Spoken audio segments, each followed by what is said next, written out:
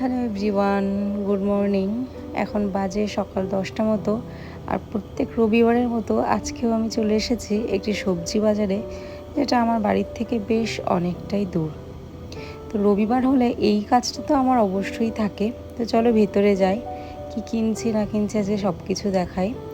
তো আজকে আমার লাকিলি কপালটা মনে হয় খুব ভালো ছিল, যেখানে এত ধনেপাতার দেখা পেয়েছি।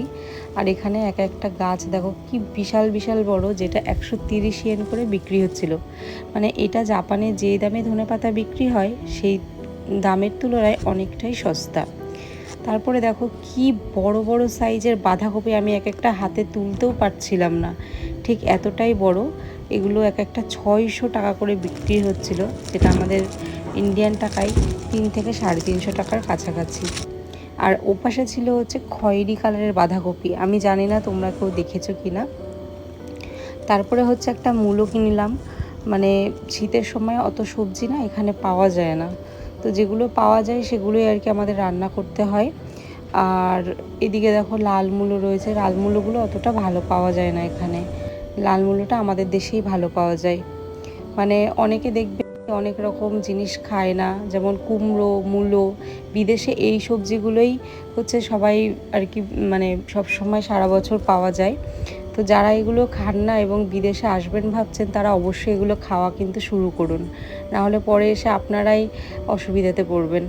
আর তারপরে দেখলেন একটা কি বিরাট সাইজের আমি কুমড়ো নিলাম।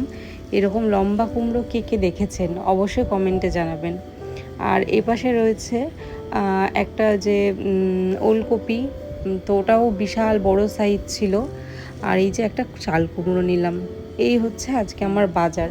তবে বাজার করতে করতে পাশে এই জিনিসটা চোখে পড়লো, দেখুন কি অপূর্ব দেখতে, বেতের বোনা সেই ঝুড়ি, তারপরে ছোট্ট ছোট্ট টুকরি ফলের, এত সুন্দর দেখতে। আর জামগুলো দেখুন, এইগুলো এক একটার দাম হচ্ছে 2500 টাকা করে, 2400 টাকা। দেখুন কত দাম। এই জিনিসগুলোই কিন্তু আমাদের দেশে অতটা দামে বিক্রি হয় না, কত সস্তাতে বিক্রি হয়।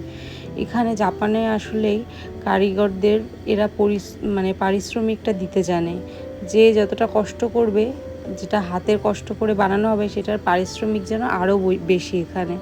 তো যাই হোক, আমার বাজারটা হয়ে গেছে, এখন যাচ্ছি বিল কাউন্টারে। তো আজকের ভিডিওটা এখানেই শেষ করছি। ভিডিওটা কেমন লাগলো অবশ্যই কমেন্টে জানাবেন।